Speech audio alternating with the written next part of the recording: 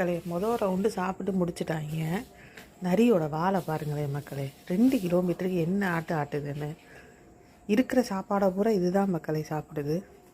சைஸை பாருங்கள், பாருங்கள் படுற பாட்டை பாருங்கள்.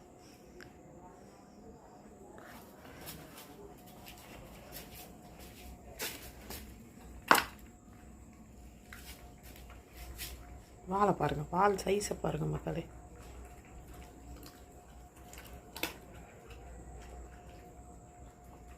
நரி நரி நரி இங்கே பாரு, என்னை பார், என் செல்லக்குட்டி.